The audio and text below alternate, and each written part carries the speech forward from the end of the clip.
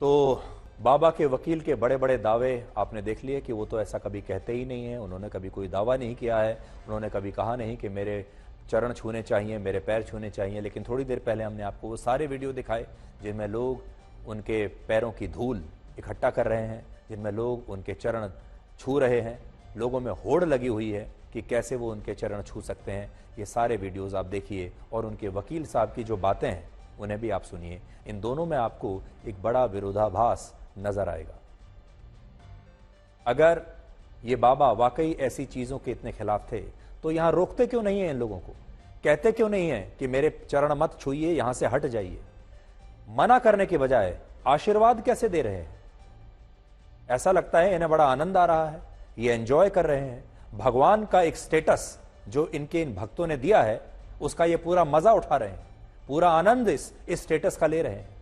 जब एक मामूली इंसान को लोग भगवान की तरह पूजने लगते हैं तो सोचिए ऐसे व्यक्ति को भी कितना आनंद आने लगता है। हमारे देश में बाबा नारायण साकार जैसे और भी न जाने कितने नकली धर्मगुरु हैं जिन्होंने अपना एक पूरा इकोसिस्टम बनाया हुआ है, पूरा की पूरा एक संप्रदाय बनाया हुआ है, पूरी एक बड़ी संख्या में अपनी प्रजा बनाई हुई है जिसके वो राजा हैं, जिसके धर्म में अंदर ही अंदर, धर्म के अंदर ही एक अलग संप्रदाय होता है।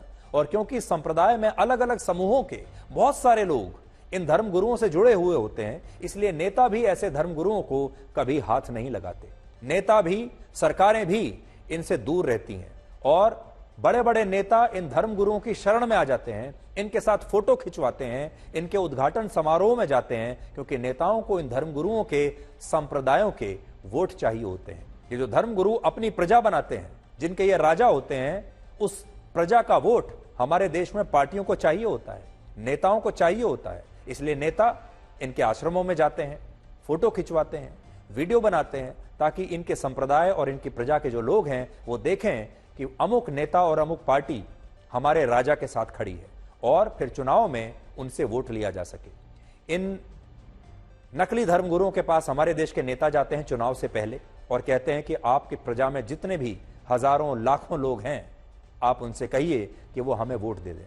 और इसी प्रकार से सरकारें इनके ऊपर कार्रवाई करने के बजाय इन्हें संरक्षण देने लगती हैं। और जिस दिन ऐसे धर्मगुरुओं के पाप का घड़ा भर जाता है, उस दिन ये अपने डेरे से और अपने संप्रदाय से खुद को बचाने के लिए दंगे करवाते हैं। और आपको याद होगा, हरियाणा में डेरा सच्चा सौदा के प्रमुख गुरमीत राम रहीम को जब बलात्कार के मामले में वर्ष 2017 में अदालत ने दोषी करार दिया था, तो हरियाणा में दंगे भड़क गए थे।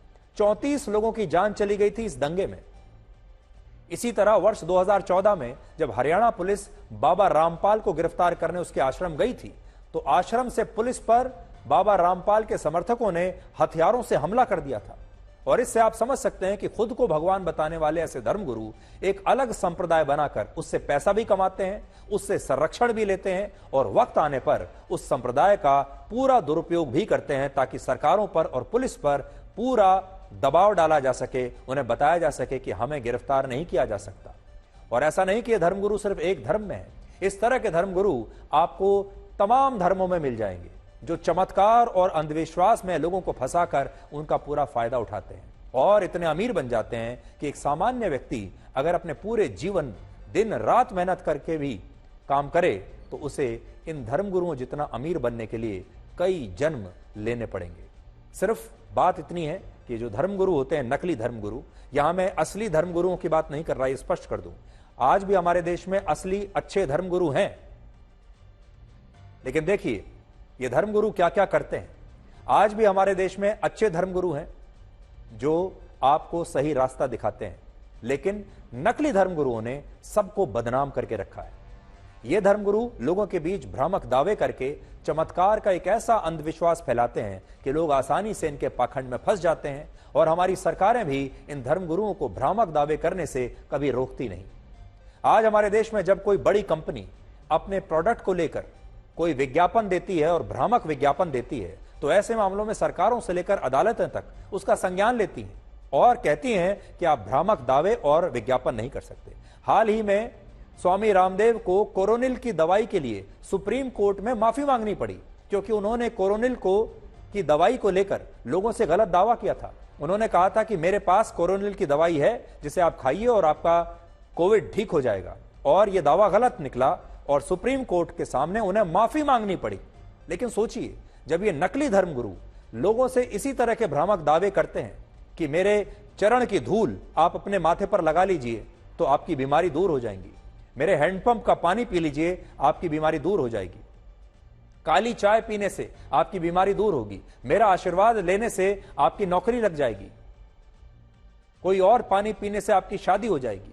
इन भ्रामक दावों को रोकने के लिए हमारी सरकारें कुछ नहीं करती, जबकि इन भ्रामक दावों के कारण कई हजारों लाखों लोगों के जीवन बर्बाद हो रहे हैं। और इसीलिए आज हम राज्य सरकारों से और केंद्र की सरकार से यह अनुरोध करना चाहते हैं कि अब इन सरकारों को इस पूरे मामले को संज्ञान में लेते हुए इस पूरी व्यवस्था को रेगुलेट करने के लिए एक अलग व्यवस्था बनानी पड़ेगी और हमारे देश में अंधविश्वास फैलाने वालों के खिलाफ एक सख्त कानून बनाना होगा जो अभी राष्ट्रीय स्तर पर नहीं है।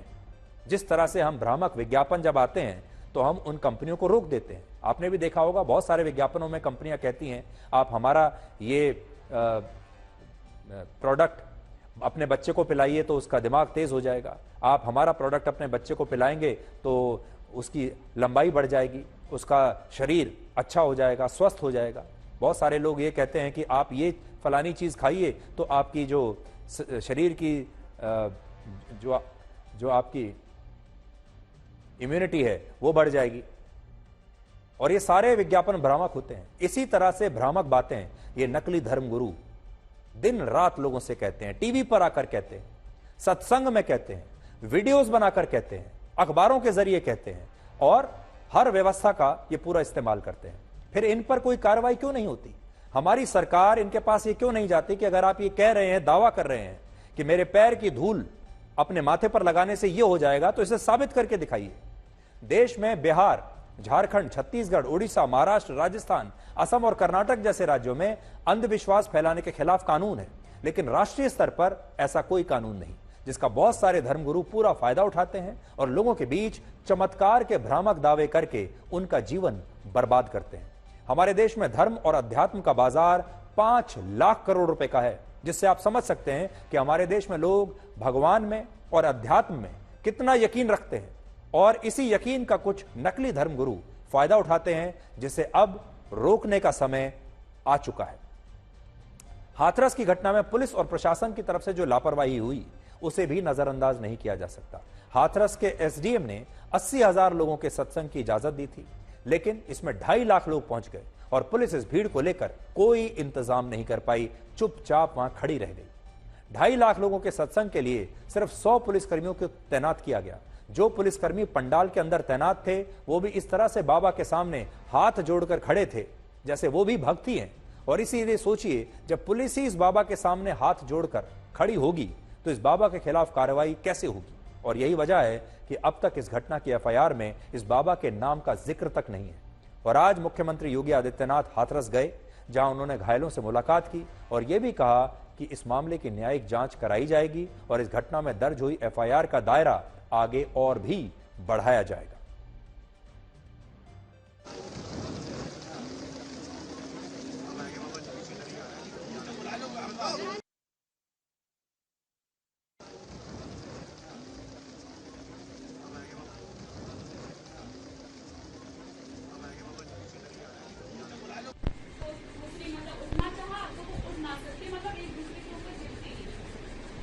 इस पूरे घटनाक्रम के लिए हम लोगों ने एडीजी आगरा की अध्यक्षता में एक एसआईटी गठित की है, जिसने अपनी प्रारंभिक रिपोर्ट दी है और इस घटना की तह में जाने के लिए उनसे कहा गया है। बहुत सारे ऐसे पहलू हैं जिन पर जांच होनी बहुत आवश्यक है। इन सभी पहलुओं को लेकर के राज्य सरकार ने तय किया है कि हम इसका एक जुडिशियल इंक्वायरी भी करवाएंगे। जो भी इसके लिए दोषी होगा उन्हें इसकी सजा देना और इस प्रकार की घटना की पुनरावृत्ति न हो, यह हम लोग सुनिश्चित करेंगे।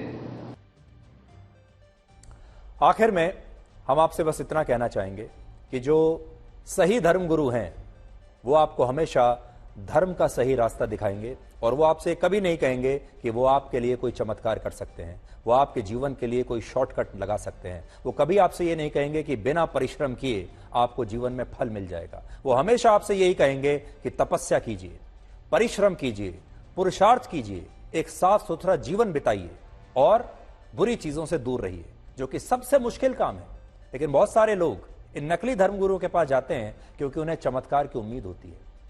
बहुत सारे लोगों को लगता है बिना परिश्रम किए रातों रात उनका जीवन बदल जाए, वो अमीर बन जाए, बिना परिश्रम किए वो परीक्षा पास कर लेंगे, बिना इलाज कराए उनका शरीर में अगर कोई गंभीर बीमारी है वो रातों रात ठीक हो जाएगी। इसलिए पहली बात तो यह है, सही धर्मगुरु और नकली धर्मगुरु के बीच इस फर्क को समझने की कोशिश कीजिए।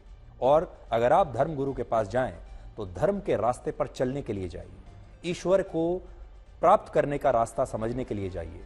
चमत्कार की उम्मीद में मत जाइए और किसी अंधविश्वास के चक्कर में कभी मत पड़िए। और सरकार से अब हम इतना कहना चाहेंगे कि अब बहुत ज्यादा होता जा रहा है। ये नकली धर्मगुरुओं की दुकानें अब हर शहर में लगने लगी हैं, हर गांव हर कस्बे में लगने लगी है। हर गांव गांव में आपको ऐसा कोई ना कोई चमत्कारी बाबा किसी भी धर्म का हो आपको मिल जाएगा। अब सरकार को, पुलिस को और प्रशासन को इन धर्मगुरुओं पर, नकली धर्मगुरुओं पर रेड करनी चाहिए, इन्हें पकड़ना चाहिए और इनसे पूछना चाहिए कि आप ये चमत्कार किस आधार पर दिखा रहे हैं और ये अंधविश्वास किस आधार पर फैला रहे हैं। इनके खिलाफ कानूनी कार्रवाई करने का समय अब आ चुका है।